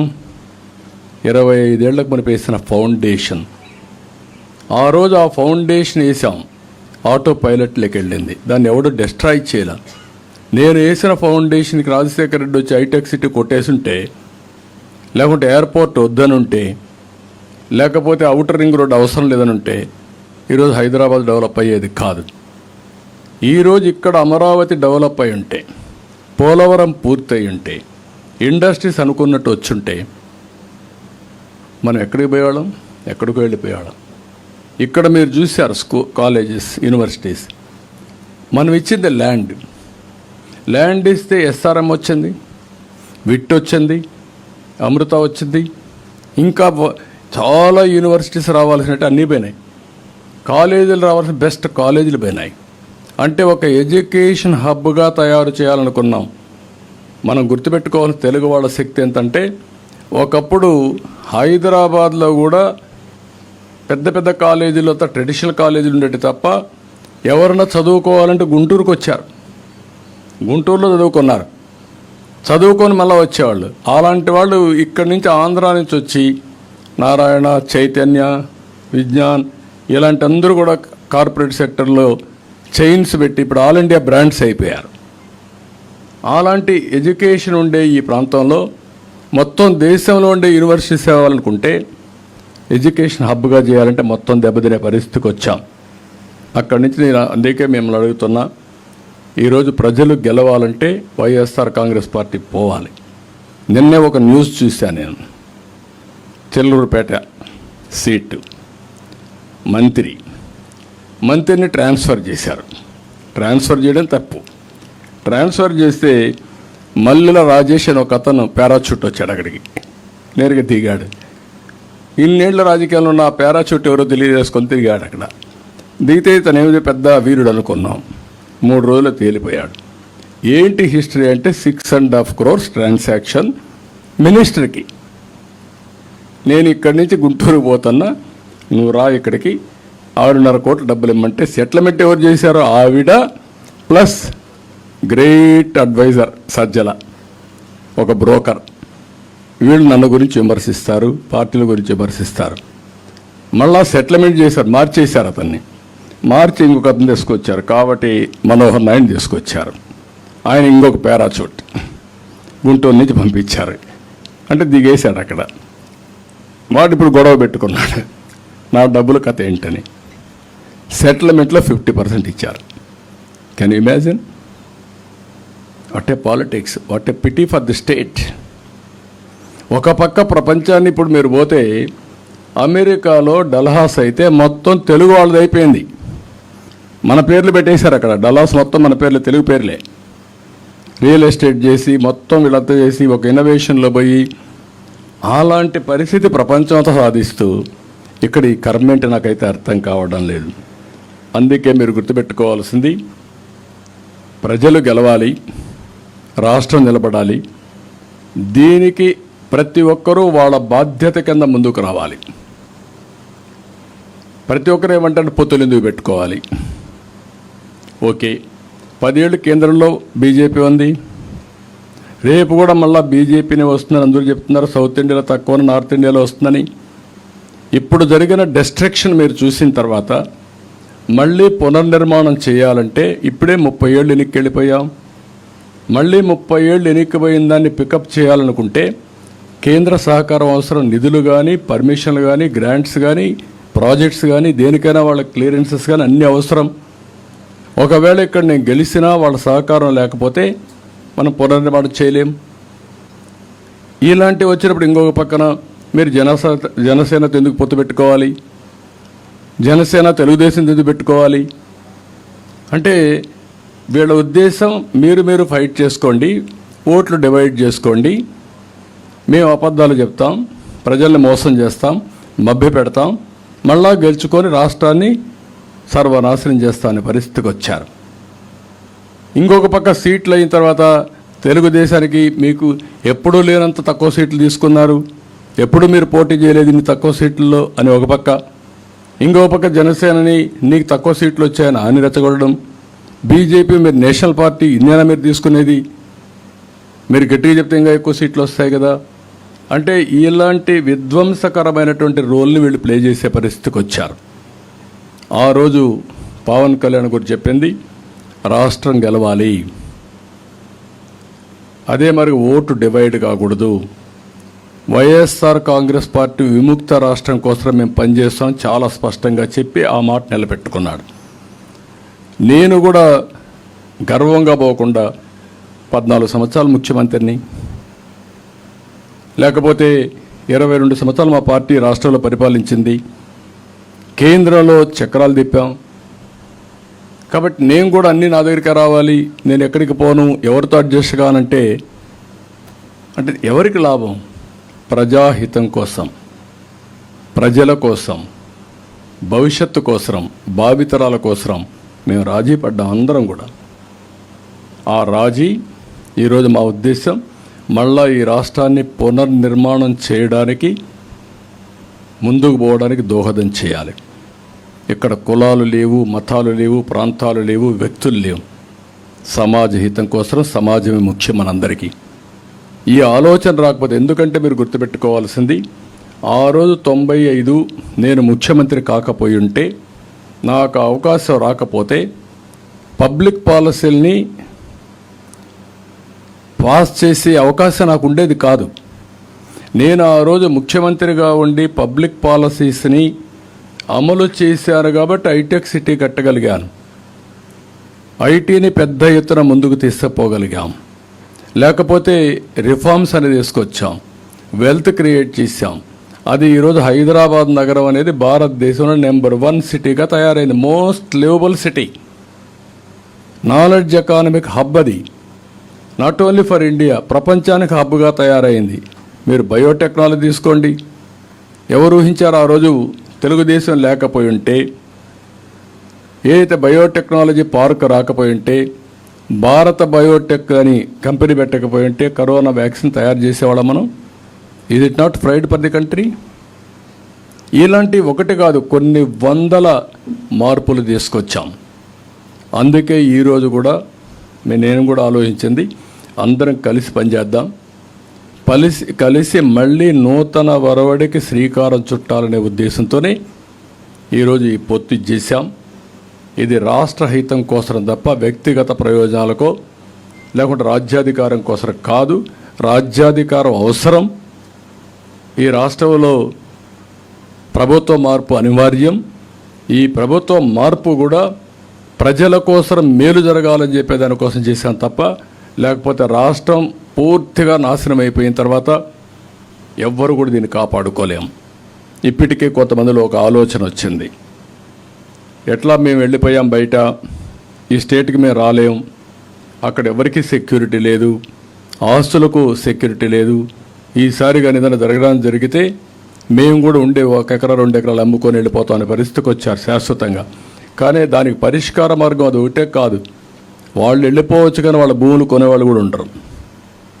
ఆ విషయం కూడా గుర్తుపెట్టుకోవాలి. ఒకప్పుడు హైదరాబాద్లో మీరు చూస్తే ఇక్కడ 1 ఎకరా కొంటే అక్కడ 5 ఎకరాలు కొనేవాళ్ళు, ఇప్పుడు అక్కడ 1 ఎకరా అమ్మితే ఇక్కడ 100 ఎకరాలు కొనే పరిస్థితి. వై?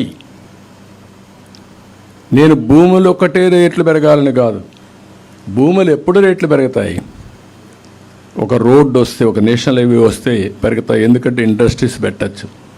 ఒక ఇండస్ట్రీ వస్తే పక్కుండే భూములు పెరుగుతాయి, దేనికోసం పక్కన డెవలప్మెంట్ వస్తుందని, లేకుంటే ఒక టౌన్షిప్ వస్తే పెరుగుతాయి. ఇట్లా వేరియస్ అభివృద్ధి కార్యక్రమాలు జరిగితేనే భూములకు రేట్లు పెరుగుతాయి. హైదరాబాద్లో భూములకి ఒకప్పుడు నేను చూస్తే హైటెక్ సిటీ ఏరియాలో ₹1,00,000 ఎకరా. అలాంటి ₹1,00,000 ఎకరా ఒక 5-10 సంవత్సరాల్లో 50 కోట్లు అయింది. అంటే ఎన్ని రెట్లు పెరిగింది? 5,000 రెట్లు పెరిగింది. అది డెవలప్మెంట్.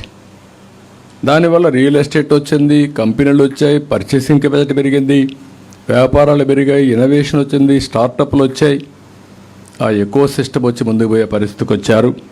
అందుకే ఈరోజు నేను మిమ్మల్ని అందరినీ కోరేది, ఈ ప్రభుత్వం చేసే హింస, దాడులు, అక్రమ కేసులు, కబ్జాలు, దొంగ ఓట్లు, పోలింగ్ అక్రమాలు ఇవి వీళ్ళు చేసే పని. దీనికి అందరూ భయపడిపోయి ఇంట్లో ఉంటే పిల్లలకు చెప్తున్నా, ముఖ్యంగా యూత్కి చెప్తున్నా, మీ భవిష్యత్తు అంధకారం కాకుండా ఉండాలంటే రోడ్డు ఎక్కాలి. మీరు ఈ 30 రోజులు 40 రోజులు నా కోసరం కాదు, మీ భవిష్యత్తు కోసం మీరు పనిచేసే పరిస్థితి రావాలి. ఇదేదో చారిటీ కోసరం కాదు, ఏదో ఒక పార్టీ అధికారంలోకి వస్తేనే కాదు. గత చరిత్ర ఒకసారి మీరు గుర్తు చేసుకొని విజువలైజ్ చేసి భవిష్యత్తు ఏ విధంగా ఉండాలి, ఎక్కడైతే మీ భవిష్యత్తు సేఫ్గా ఉంటుంది, మీకు బంగారు భవిష్యత్తు ఉంటుందో మీరు ప్లాన్ చేసుకోవాల్సిన అవసరం ఉంది.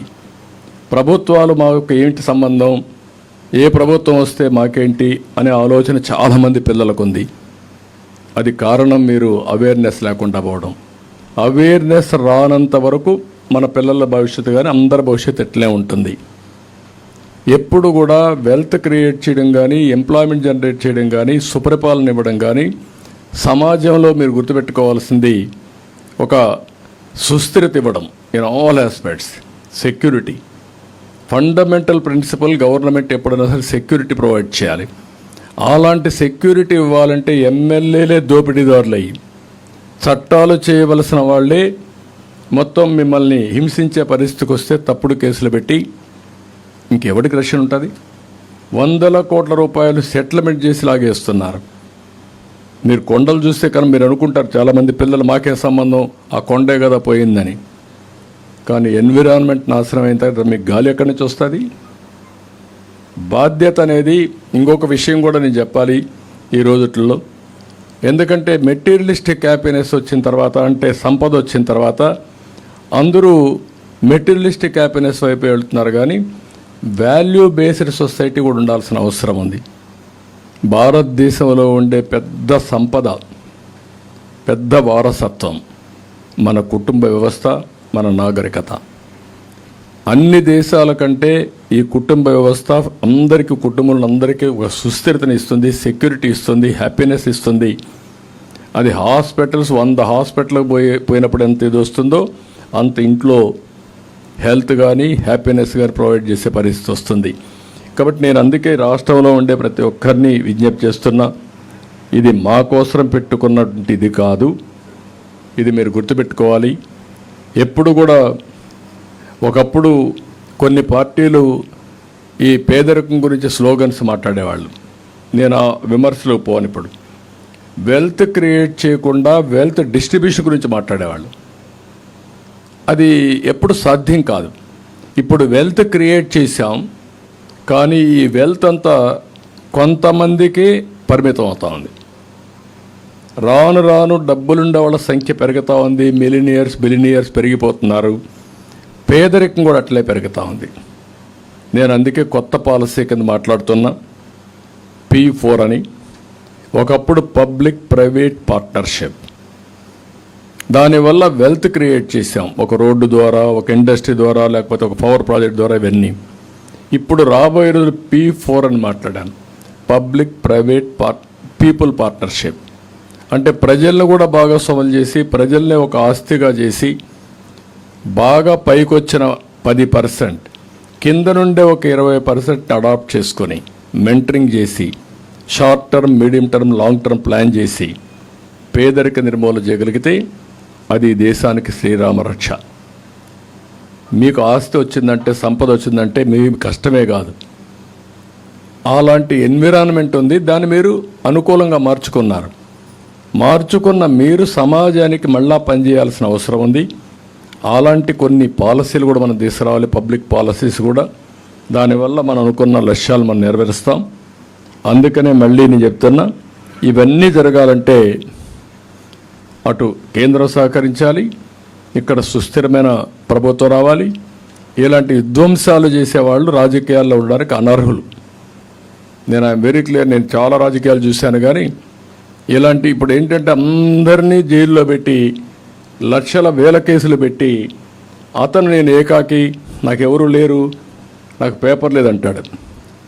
అంటే పేపర్లో ఈరోజు నిద్రలేసి చూస్తే ఆ పేపర్లో అన్ని తప్పుడు వార్తలు రాసి ఆ సాక్షి పేపర్లో టీవీలో అదే మారి చేసి మిగిలిన అందరిని లాగుకొని బెదిరించి అన్ని తప్పుడు వార్తలు రాసి ఎవరైనా సమాజ హితం కోసం మీడియా రాసినా, రాజకీయ నాయకులు పోరాడినా, అదే మరి సంఘంలో ఉండే సోషల్ యాక్టివిస్టుల ముందుకు వచ్చిన కడకు పిల్లలు కూడా భయపడిపోయే పరిస్థితికి వచ్చారు.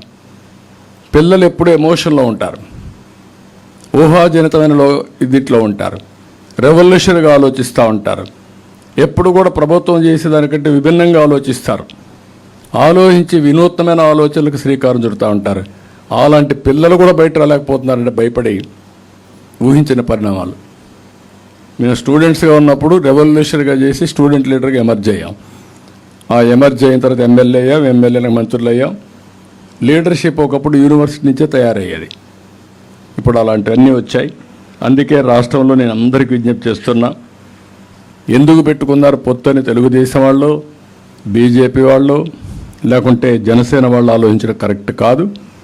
అందరూ ఆలోచించాల్సింది ఈ రాష్ట్ర హితం కోసం పెట్టుకున్నాం, రాష్ట్ర భవిష్యత్తు కోసం పెట్టుకున్నాం. ఇచ్చిపుచ్చుకునే విధంగా ప్రవర్తించాం. ఒకరు ఎక్కువ ఒకరు తక్కువ అని ఆలోచించలేదు. అందరం కలిసి సమిష్టి బాధ్యత కింద తీసుకొని ఈ పొత్తుల్లో సీట్లు కూడా షేర్ చేసుకున్నాం. కొంతమందికి సీట్లు రావు, కష్టపడిన వాళ్ళు ఉంటారు. అటు కేంద్రం ఉంది, ఇటు రాష్ట్రం ఉంది, అవకాశాలు ఉంటాయి. కానీ అందరి బాధ్యత మాత్రం రాష్ట్రాన్ని కాపాడాలనే ధ్యేయంతో ముందుకు రావాలి. దీనికి నాంది పలకడానికి 17వ తారీఖున ప్రధానమంత్రి మీటింగ్ వస్తుంది. కొంతమంది రకరకాలుగా మాట్లాడుతూ ఉంటారు.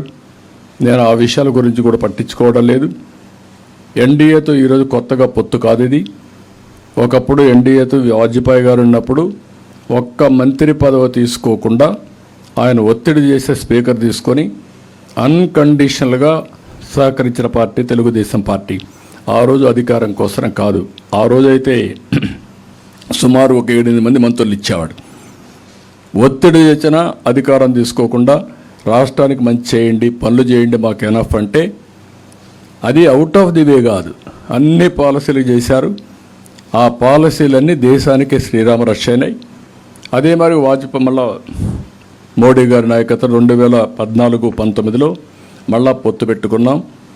ఆ రోజు వచ్చిన పనులు, జరిగిన డెవలప్మెంట్ తప్ప ఈ ప్రభుత్వం మొత్తం విధ్వంసం చేసేసింది.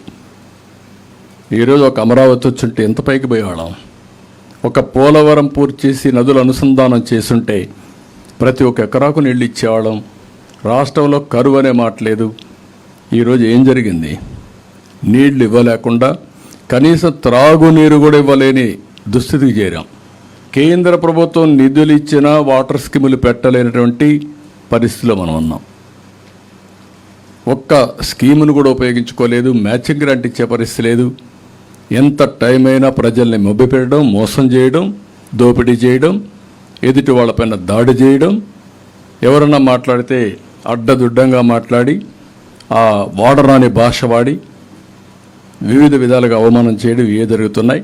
అందుకే మళ్ళీ మళ్ళీ విజ్ఞప్తి చేస్తున్నా, ఈ సభతో స్టార్ట్ కావాలి. మళ్ళీ రాష్ట్ర భవిష్యత్తు ఆకాంక్షించే ప్రతి ఒక్క వ్యక్తి, వ్యక్తిగత వికాసం కోసం ఆలోచించే ప్రతి ఒక్క వ్యక్తి ఇంకా మీనమేషాలు లెక్కేస్తే మీరు నష్టపోతారు.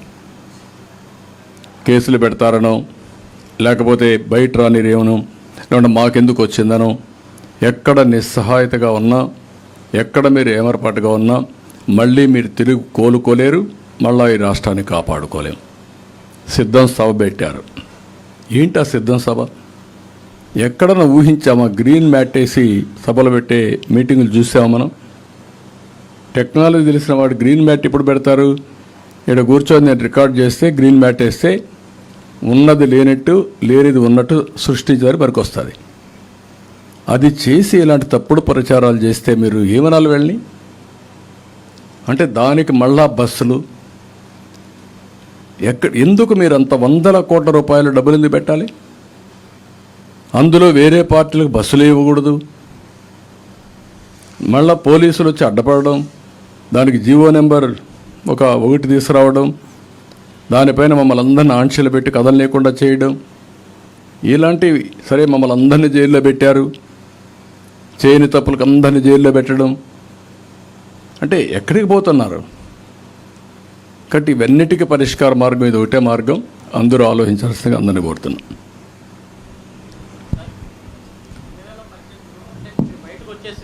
2018లో మీరు బయటకు వచ్చేసారు. అప్పుడు పోలవరం నిర్మాణం కానీ, రాజధాని నిర్మాణం కానీ, తర్వాత అమరావతి వీటి నిర్మాణం సహకరించలేదని వచ్చారు. ఇప్పుడు మీకు ఏమన్నా హామీ ఇచ్చారా? అవి ఇవ్వలేదని వచ్చారని ఎవరు చెప్పారు? నువ్వు చెప్తున్నావు. మీరు నువ్వు ఉన్నావు కదా. ఏం చెప్పాను ఆ రోజు? నేను జరిగిన వాస్తవాలు మీరు చూస్తే 11 ఇన్స్టిట్యూషన్ తీసుకొచ్చా మనం అన్నీ. నిన్న ప్రధానమంత్రి ఇనాగరేట్ చేసినటువంటి, ఓపెన్ చేసినటువంటి all India institute of medical science నేను తెచ్చింది. దానికి ల్యాండ్ ఇచ్చాం, రోడ్ వేసాం, అన్నీ చేశాం. వీళ్ళు వచ్చి నాకు నీళ్లు కూడా ఇవ్వాలి దానికి. కానీ నిన్న కంప్లీట్ చేసి ఈ విజయవాడకు కానీ ఈ ప్రాంతంలో కానీ one of the best hospital అది ఇన్స్టిట్యూట్ కూడా. అలాంటివి ఐజర్ కానీ, ఐఐటి కానీ, ఐఐఎం కానీ, ఎన్ఐటి కానీ, సెంట్రల్ యూనివర్సిటీ కానీ, IIIT కానీ అన్నీ తీసుకొచ్చాం. ట్రైబల్ యూనివర్సిటీని ల్యాండ్ ఇచ్చి వర్క్ స్టార్ట్ చేస్తే అది ఆపేశారు. అంటే ఏ ప్రాజెక్టు వీళ్ళు పూర్తి చేయలేదు. ఆ రోజు నేను ఫాలో అప్ చేయడం, నేనేం చేశాను, వాళ్ళు అడిగేవాళ్ళు, మీరు ల్యాండ్ ఇవ్వాలి. ఎస్, ల్యాండ్ ఇస్తున్నా. మీరు ల్యాండ్ ఇచ్చారు, కాంపౌండ్ వాళ్ళు కట్టించండి. ఎస్, కాంపౌండ్ వాళ్ళు కట్టిస్తాను. కట్టించాం. దాంతో ఏమైంది? బిల్డింగ్లు చకచక అయినాయి. నీళ్లు లేవు, నీళ్లు ఇస్తాం. దీనివల్ల ఏమైందంటే ఫాస్ట్ ట్రాక్లో పెట్టారు. ఆ రోజు రైల్వేస్ ఉన్నాయి, వాళ్ళు ప్రతి ఒక్క ప్రాజెక్టు కొంత గ్రాంట్ ఇమ్మన్నారు, మ్యాచింగ్ ఇమ్మన్నారు. ఇచ్చాను, మ్యాచింగ్ ఇచ్చాను. దానివల్ల ఏమొచ్చింది? ఎక్కడ చూసినా రైల్వే క్రాస్ ఓవర్స్ వచ్చాయి, ఫ్లైఓవర్స్ వచ్చాయి ఆ రోడ్డు మీద. అలాంటి పనులన్నీ చేయించుకున్నాం. ఒక్క నరేగా 1000-1500 కోట్లు ఉంటే డిమాండ్ డ్రివన్ కింద 8,000-9,000 కోట్ల రూపాయల సమాచారం తీసుకొచ్చి 24,000 కిలోమీటర్లు సిమెంట్ రోడ్లు వేసాం. అన్ని పనులు చేసాం, ఎంప్లాయ్మెంట్ క్రియేట్ చేసాం. ఈరోజు ₹1 మీరు ఎక్కడన్నా ఒక్క రోడ్డు వేసారా, 1 కిలోమీటర్ వేసారా? ఇలాంటి మ్యాచింగ్ గ్రాంట్ ఇవ్వకుండా, ఏ పని చేయకుండా అమరావతికి వాళ్ళు డబ్బులు ఇచ్చారు. ₹2,500 ఇచ్చారు, 2,500 కోట్ల రూపాయలు ఇచ్చారు. ఆ డబ్బులతో మనం పనులు చేశాం. ఇక్కడ మనమేమన్నాం, ఇంకా ఇవ్వాలంటే మీకు బిల్డింగ్స్ అవన్నీ ఇస్తామంటే మనం సెల్ఫ్ ఫైనాన్సింగ్ ప్రాజెక్ట్ తీసుకొచ్చాం. ఎప్పుడు కూడా హైదరాబాద్కు డబ్బులు ఖర్చు పెట్టలా మనం. Be clear. అక్కడ ల్యాండ్స్ ఉన్నాయి. ఆ ల్యాండ్స్ ఎట్లా వచ్చాయి? గవర్నమెంట్ ల్యాండ్స్ అవి. ఆ ల్యాండ్లు ఒక్కొక్క బిట్ అమ్ముతా వచ్చాం. ఇప్పుడు బ్రహ్మాండంగా మొన్న అమ్మారు వాళ్ళు, 70 కోట్లకు అమ్మారు, 100 కోట్లకు అమ్మారు ఎకరా ఆక్షన్లో. అక్కడ పెట్టినట్టన్నీ కూడా ప్రైవేట్ పబ్లిక్ పార్ట్నర్షిప్తో పెట్టాం. మనం ఇచ్చింది ల్యాండ్ ఇచ్చాం, లేకుంటే పాలసీ ఇచ్చాం, వాళ్ళే కట్టుకున్నారు. ఇప్పుడు ఎయిర్పోర్ట్ ఉంది, మనం ల్యాండ్ కూడా ఇవ్వాలి. ల్యాండ్ ఎక్విజిషన్ కూడా ప్రైవేట్ వాళ్ళే ల్యాండ్ అప్పు తీసుకొని పెట్టి చేశారు. ఇప్పుడు నువ్వు అన్నట్టు ఆవిడతో పోలవరం 72% ఎట్ట పరిగెత్తి ఇచ్చాం పనులు. కాకపోతే ఎక్కడ ఆబ్జెక్ట్ చేయలేదు వాళ్ళు. కానీ ఒక్కొక్కసారి కేంద్రం అంటే 29 రాష్ట్రాలు ఉంటాయి. మన రాష్ట్రంలో మనం ముందుకు పోవాలంటే మనం ముందు పెట్టుబడి పెట్టమంటే పెట్టేసి మళ్ళీ రీఎంబర్స్మెంట్ తీసుకున్నాం. అది ప్రొసీజర్ కూడా. మన మీద మనకు ఇంట్రెస్ట్ ఉంటే అన్నిట్లో నాకు ఎక్కడ అబ్జెక్షన్ రాలేదు. ఒక్క ప్రత్యేకమైన హోదా ఇవ్వకపోతే అది సెంటిమెంట్ ఉంటుందనే ఉద్దేశంతో నేను పడ్డాను. స్పెషల్ ప్యాకేజ్ ఇచ్చారు. అదే మరి బ్యాక్వర్డ్ ఏరియాస్ డబ్బులు తెచ్చాం. ఆ తర్వాత నేను పోయిన తర్వాత ఈ 5 ఏళ్లలో ₹1 వచ్చిందా బ్యాక్వర్డ్ ఏరియాస్కి? 1,150 కోట్ల రూపాయలు వచ్చింది ఆ రోజు. తెలంగాణ, మన రాయలసీమ 4 జిల్లాలు, ఉత్తరాంధ్ర 3 జిల్లాలు, 7 జిల్లాలు కలిపి ఎవ్రీ ఇయర్ 50 కోట్ల చొప్పున 350 కోట్లు ఇచ్చారు. తీసుకొచ్చాం. మళ్ళీ ₹1 వచ్చిందా?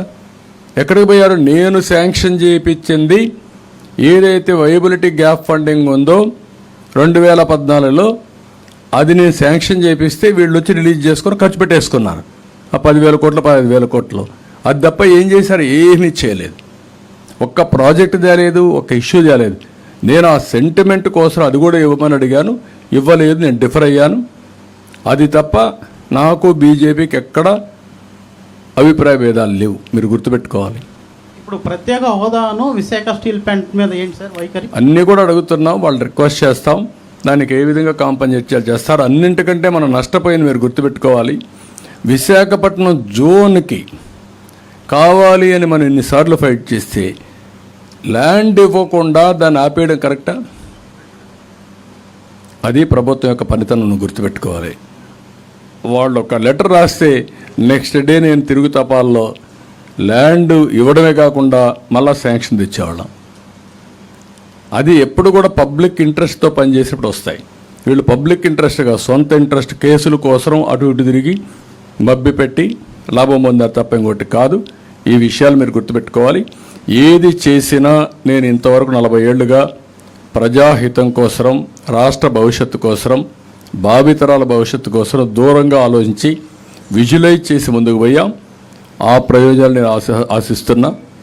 తప్పకుండా రాబోయే రోజుల్లో ఒక చరిత్ర, మళ్ళీ గాడి తప్పిన పరిపాలన కానీ, మళ్ళీ అభివృద్ధిలో ఎక్కడికో వెళ్ళిపోయాం, మళ్ళీ తిరిగి కోలుకునే విధంగా చేస్తాం.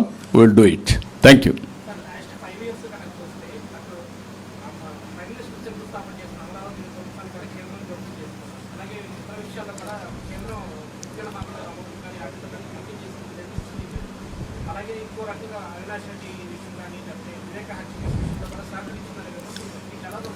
నేనేమంటానంటే సమస్యలు ఉంటాయి.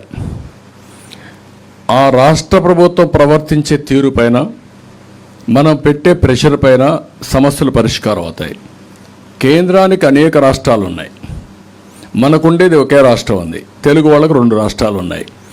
ఇక్కడ బాగుపడాలంటే ఎవరు చేయాలి? వాజ్పేయి గారి పీరియడ్లో కూడా మనకొచ్చి వారు చేయలే, కానీ నేను పోయి అడిగినప్పుడు కాదనలేదు. అలాంటి పనులు చేయించుకోవడం మన బాధ్యత. మనం అట్లా కాకుండా సొంత పనులు పోయినప్పుడు అక్కడికి పోయి చేశారా లేదా అనే దానికంటే అక్కడికి పోయి వచ్చి కింది వాళ్ళు మేనేజ్ చేసుకునేవి ఎక్కువ ఉంటాయి. ఇలాంటివి చాలా జరుగుతూ ఉంటాయి. అల్టిమేట్గా మన భవిష్యత్తు కోసం మనం ఆలోచించాల్సిన అవసరం లేదా? ఈ విషయమే నేను అడుగుతున్నా. 2014 కూడా మీరు అందరూ గుర్తుపెట్టుకోవాల్సిన అవసరం ఉంది. విభజన జరిగింది. ఆ రోజు కాంగ్రెస్ పార్టీ కూడా ఇదే మరి చేశారు. నేను ఢిల్లీలో ఉన్నా, అద్వానీ గారి రూమ్లోనే ఉన్నా. చరిత్ర అది. నా ముందరనే జరిగితే బాధపడి వచ్చేసాను. నేను ఏమీ చేయలేని పరిస్థితిలో వచ్చిన తర్వాత మళ్ళీ పార్లమెంట్లో రాజ్యసభ అయినప్పుడు స్పెషల్ స్టేటస్ హామీ ఇచ్చారు. కానీ ఆ రోజు బీజేపీ కూడా ఓటేశారు. కానీ అలయన్స్ పెట్టుకున్నామంటే, ఎందుకంటే రాష్ట్ర ప్రయోజనాల కోసం పెట్టుకున్నాం. ప్రధానమంత్రి నరేంద్ర మోడీ గారు కూడా హామీ ఇచ్చారు, చేశారు, చాలా పనులు చేశాం. కానీ ఇంకా మనం చేసుకునే సమయంలో ఈ యొక్క సున్నితమైన విషయం మీ మారిగా అందరూ మాట్లాడుతూ ఉంటే నేను కూడా ఈ రాష్ట్ర ప్రయోజనాలు మీరంతా అపార్థం చేసుకుంటారని ఉద్దేశంతో పోయా. నేను ఆ రోజు పోకుంటే రాష్ట్రం ఎంతో ముందుకు పోయేది. ఈరోజు జరిగింది ఏంటంటే రాష్ట్రం నష్టపోయింది. దుర్మార్గులు ఇష్టప్రకారం చేశారు. రాష్ట్ర విభజన కంటే రాష్ట్రం ఎక్కువ నష్టపోయిందంటే ఇలాంటి ముఖ్యమంత్రి వచ్చి. ఆ విషయం మీరు గుర్తుపెట్టుకోవాలి. విభజన వల్ల నష్టం జరిగింది. నష్టాన్ని భర్తీ చేసుకునే సమయంలో విధ్వంసం జరిగింది. ఆ విధ్వంసం వల్ల ఇంకా 30 ఏళ్ళు వెనక్కి వెళ్ళిపోయాం. ఇప్పుడు కూడా రికవర్ చేసుకోకపోతే నాకు ఒకటే బాధ్యత. నన్ను 45 ఏళ్ళు ఆదరించారు. హైదరాబాద్ ఒక నమూనా తయారు చేశాం. తెలుగు వాళ్ళు ప్రపంచం మొత్తం రాణిస్తున్నారు. అందులో 50% తెలుగు వాళ్ళు ఆంధ్రప్రదేశ్లో ఉన్నారు. వీళ్ళ భవిష్యత్తు కూడా మళ్ళా ట్రాక్లో పెట్టవలసిన బాధ్యత ఒక సీనియర్ నాయకుడిగా నా మీద ఉంది. దానికి కలిసి వచ్చే ప్రతి ఒక్కరు సహకారం తీసుకుంటున్నా. ఆ సహకారం తీసుకుని ఎట్టి పరిస్థితుల్లో మళ్ళీ ఈ రాష్ట్ర పునర్నిర్మాణం జరగాలి.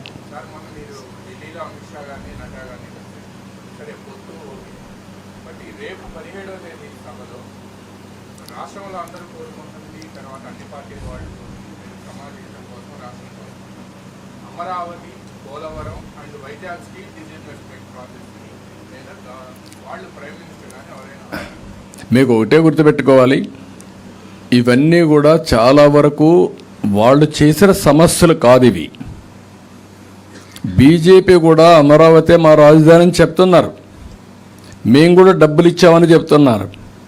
అమరావతిలో ఉండే రైతుల కోసం ఆ రోజు అరుణ్ జైట్లీ ఏదైతే మన క్యాపిటల్ గెయిన్స్ ఎగ్జిబిషన్ ఇచ్చాడు 10 ఏళ్ళు, కాబట్టి వాళ్ళు కూడా రికగ్నైజ్ చేశారు. కానీ ఇక్కడ వచ్చినటువంటి ఒక దుర్మార్గమైన ముఖ్యమంత్రి ఒక సైకో ప్రవర్తనతో నేను 3 రాజధానులు పెడతానంటే ఇంకా కోర్టులో కూడా ఉంది కాబట్టి కేంద్రం కూడా వాళ్ళకు ఉండే పరిధిలో వాళ్ళు ఏం చేయలేకపోయి ఉండొచ్చు.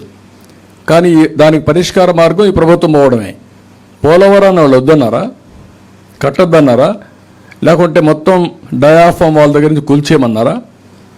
ఎవరు చెప్పారు? వాళ్ళు అడుగుతున్నారు, సమాధానం చెప్పడం లేదు. ఇలాంటివన్నీ కూడా మనం గుర్తుపెట్టుకోవాల్సింది ఏంటంటే, ఇలాంటి పరిస్థితులు వచ్చాయంటే is the main responsible person. ఇన్నిసార్లు పోయాడు, కన్విన్స్ చేయొచ్చు కదా. విశాఖపట్నం స్టీల్ కూడా నేను ముఖ్యమంత్రిగా ఉన్నాను, వాజ్పేయి గారు ముఖ్యమంత్రిగా ఉన్నారు, సిక్ అయిపోయింది, డబ్బులు లేవు, నేను ఒకటే రిక్వెస్ట్ చేశాను మీరు చేయాలని గట్టిగా పట్టుకుతే అప్పట్లో 2000 కోట్ల ఎంత ఇచ్చి ఈక్విటీ కింద ఇచ్చి రివైవ్ చేశారు. ఇప్పుడు లాభాల బాట వచ్చింది, ఇప్పుడు మళ్ళీ నష్టాలు వచ్చాయి. సెయిల్ ఉంది, ప్రత్యామ్నాయాలు చాలా ఉన్నాయి. గవర్నమెంట్లోనే ఉంటుంది, సెయిల్లో పెట్టచ్చు, ఇక్కడ ఒక యూనిట్ ఉంటుంది. అలాంటి ప్రత్యామ్నాయ మార్గాలు ఉన్నాయని కన్విన్స్ చేయాల్సిన బాధ్యత రాష్ట్ర ప్రభుత్వం పైన ఉంది. అవి చేయడంలో టోటల్గా ఫెయిల్ అయ్యారు. విశాఖపట్నం రైల్వే జోన్కు కూడా ప్రయత్నం చేయలేదంటే ప్రయత్నమే కాదు, ల్యాండ్ ఇవ్వకుండా ఆగిపోయింది. ఇంకెప్పుడు చేస్తారంటే రేపు ఎల్లుండి ఇంటికి పోతారు. కాబట్టి మీరు కూడా ఆలోచించాల్సింది ఏంటంటే, రాష్ట్రంలో ఉండే మేధావులంతా థియరాటికల్గా ఏదో ఆలోచించి మీరు చేయడం కాదు, ప్రాక్టికల్గా ఏమేమి సాధ్యాలు అవుతాయి, ఏ విధంగా ముందుకు పోవాలో ప్రతి ఒక్కరు ఆలోచించాలి. మేధావులు ఆలోచించాలి, విద్యార్థులు ఆలోచించాలి, లేకపోతే మీ మీడియా ఆలోచించాలి, అందరూ ఆలోచించాల్సిన అవసరం ఉంది. Thank you.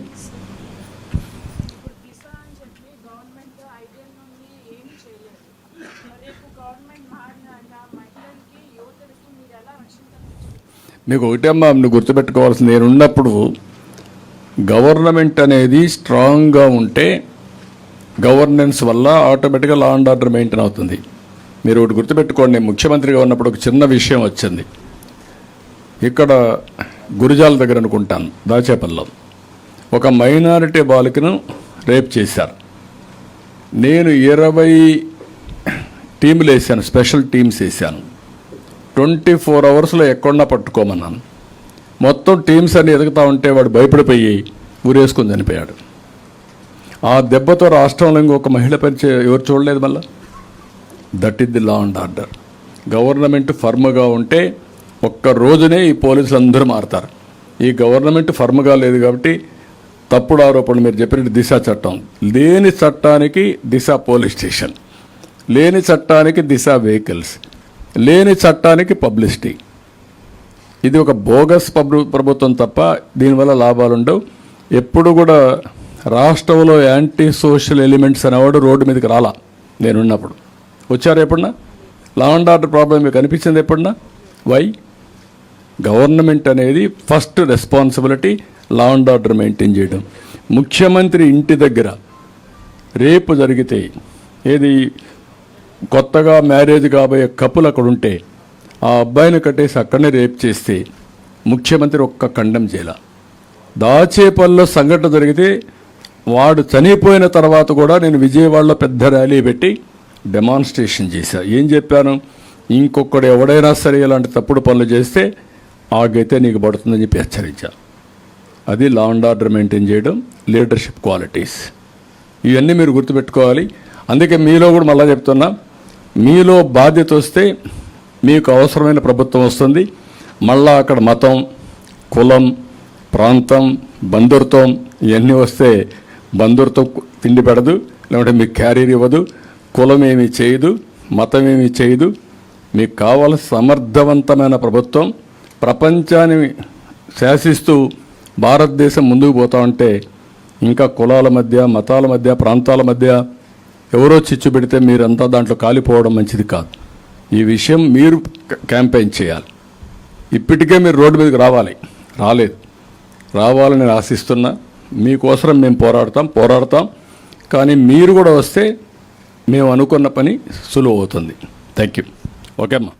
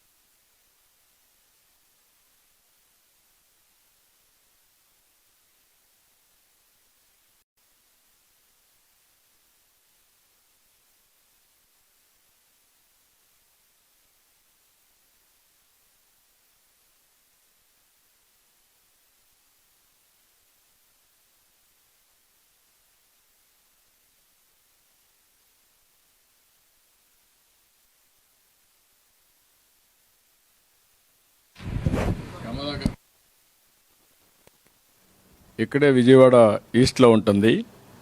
ఆ అమ్మాయి చదువుకున్న తర్వాత వర్క్ ఫ్రమ్ హోమ్, ఇంట్లో నుంచే పనిచేస్తూ వర్చువల్ వర్కింగ్ పర్మిషన్ తీసుకొని వచ్చింది.